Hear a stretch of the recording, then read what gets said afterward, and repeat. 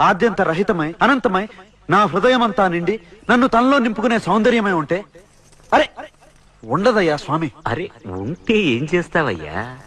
ఆ సౌందర్యానికే దాసోహం అంటాను. అయితేరా చూపిస్తాను. పద చూస్తాను.